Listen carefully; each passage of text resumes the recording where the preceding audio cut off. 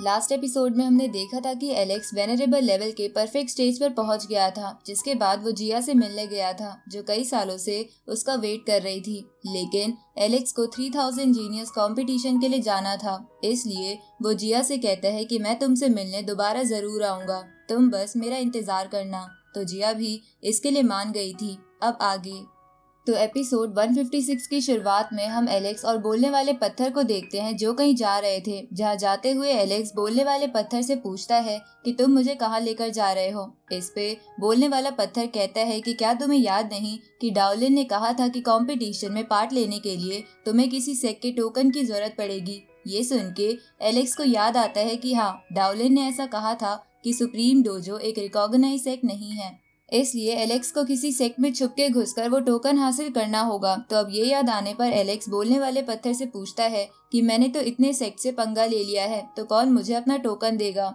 इस पे बोलने वाला पत्थर एलेक्स से कहता है कि टोकन तो तुम्हें चाहिए ही होगा, क्योंकि अगर तुम क्वालिफाइंग राउंड्स में पार्टिसिपेट करते तो तुम्हें टोकन की जरूरत नहीं पड़ती, पर तुम अब आधे रास्ते में कंपटीशन ज्वाइन करना चाहते हो, इसलिए तुम्हें किसी सेक्ट के कोर डिसिपल का टोकन हासिल करना ही होगा, और वो भी जल्दी, क्योंकि ऑफिशियल कंपटीशन 2 दिन में शुरू होने वाला है।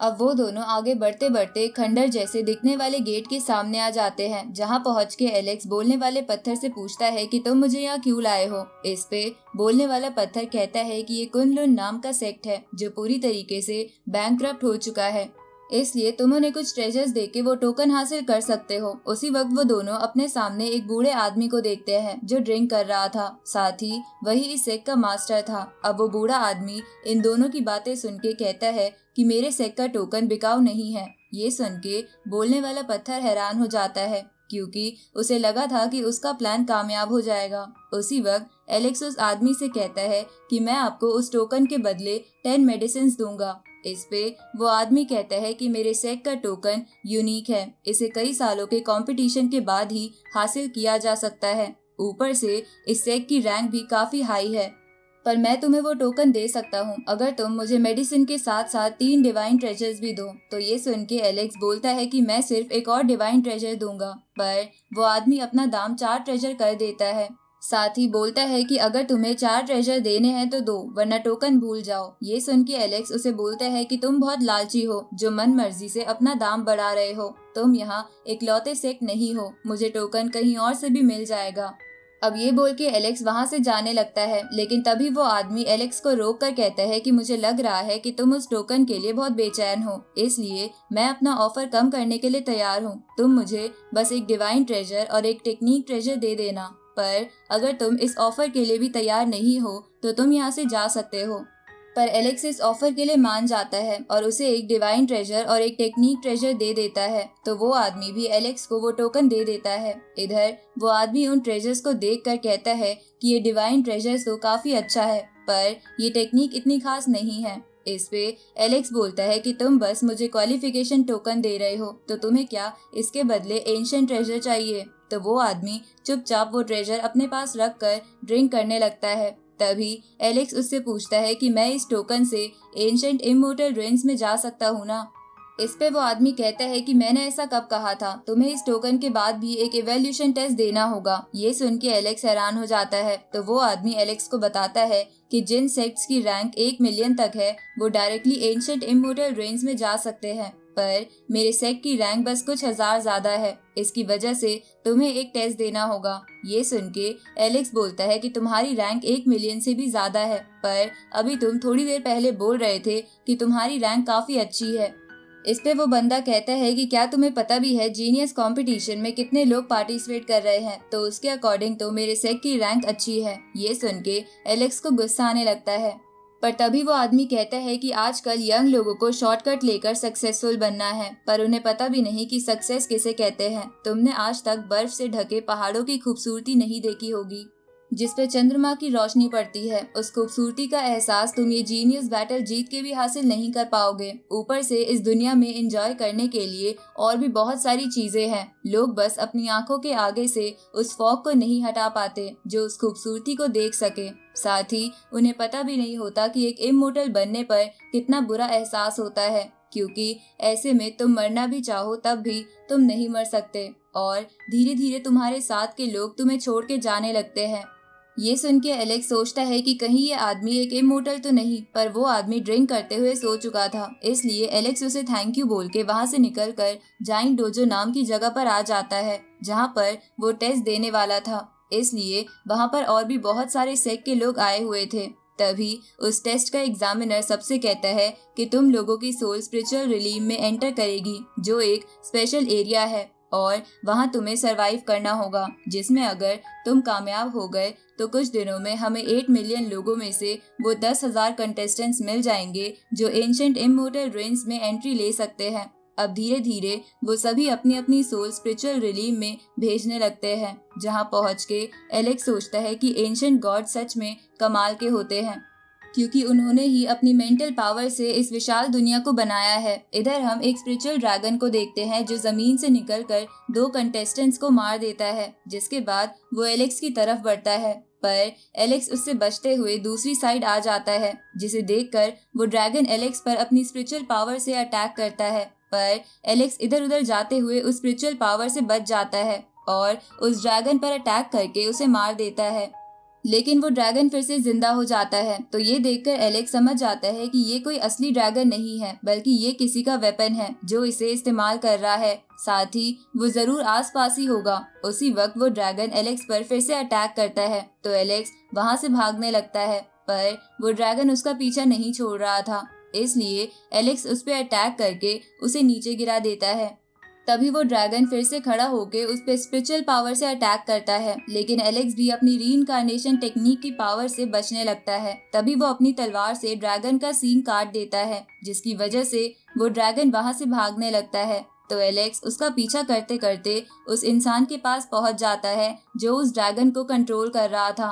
तो वो बंदा एलेक्स को वहां देखकर उस पे अपने कई सारे ड्रैगन छोड़ देता है, लेकिन एलेक्स अपनी गोल्डन ईगल टेक्निक से उस ड्रैगन को मार देता है और फिर से उस बंदे के पास आ जाता है। तो वो बंदा एलेक्स से पूछता है कि तुम कौन हो, लेकिन एलेक्स उसे अपना नाम नहीं बताता और उस पर अटैक करता है, लेकिन एलेक्स के एक अटैक से वो नहीं मरता। तो ये देखकर एलेक्स बोलता है कि लगता है तुम्हारी पावर भी अमेजिंग है। तभी वो लड़का एलेक्स से कहता है कि तुम्हारी हिम्मत कैसे हुई डीमन ड्रैगन सेक्ट से पंगा लेने की। इस पे एलेक्स कहता है कि जो सेक्ट पापी ब्लड कहकर लोगों पर अत्याचार करता है, उनके साथ मैं अच्छे से बिहेव नहीं करता। ये सुन के वो बंदा कहता है कि तो तुम्हारा भी गंदा खून है, लेकिन फिर भी तुम मेरे सामने बोलने की हिम्मत कर रहे हो।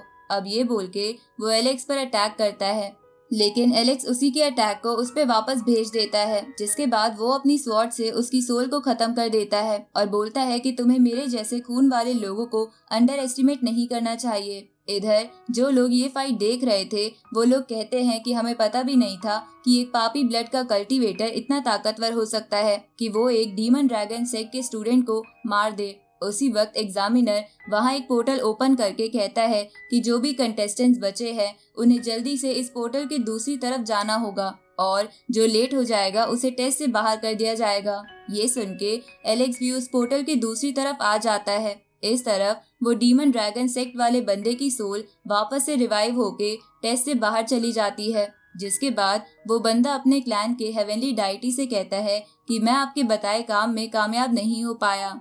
इधर उस पोर्टल के दूसरी तरफ पहुंचने वाले लोग एक जगह इकट्ठा हो जाते हैं, जहां सामने उन्हें एक चट्टान पर हाईएस्ट लिक्विड दिखता है जो किसी की भी सोल को स्ट्रॉन्ग बना सकता था। इसलिए लोग आपस में उस लिक्विड के रिलेटेड बातें करने लगते हैं, जहां एक बंदा कहता है कि मैंने सुना है कि एक हेवनली डाइटी को भी इस चट्टान पर चढ़ने में दिक्कत होती है।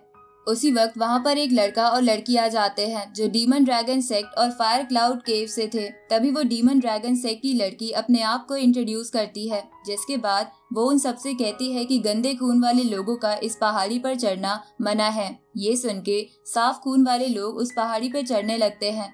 तभी गंदे खून वाले लोगों में से एक बंदा आगे आते हुए कहता है कि तुम किस बेसिस पे हमें रोक सकते हो, तुम्हें किसने हक दिया हमारे बीच भेदभाव करने का, और क्या तुम कंपटीशन के दौरान भी ऐसा ही करोगे। ये सुन के वो लड़की गुस्से में उस बंदे को मार देती है। तभी फायर केव वाला लड़का आगे आते हुए कहता है कि हम तुम पर अत्याचार नहीं कर रहे, यही भगवान की विश है, तुम्हारे एंसेस्टर्स ने गलती करी थी जिसका भुगतान तुम्हें करना ही होगा। अब ये बोल के वो लड़का आसमान में अपनी एनर्जी इकट्ठा करने लगता है।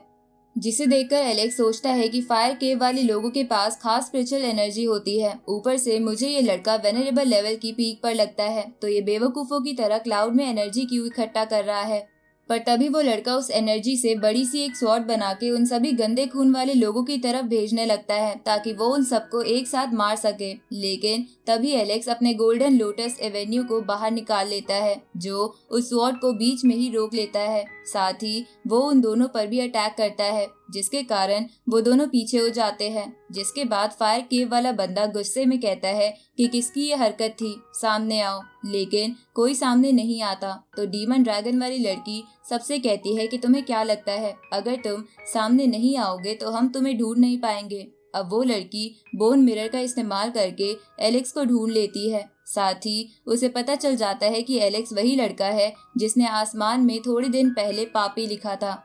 अब वो दोनों अपनी अपनी एनर्जी मिला के इमोर्टल बाइंडिंग रोप बनाते हैं, जो रोप एलेक्स को पकड़ लेती है। इसके बाद वो दोनों मिलके एलेक्स पर अटैक करते हैं, पर एलेक्स अपने आप को गोल्डन लोटस एवेन्यू से ढक लेता है। साथ ही वो ट्रू ड्रैगन क्लॉ की मदद से उस रोप को भी काट देता है और उस लोटस से बाहर आके सीधा उस लड़की के पास जाके उसे पीछे फेंक देता है। जिसके बाद वो उस फायर केव वाले लड़के के मुंह पे जोरदार लात मारता है।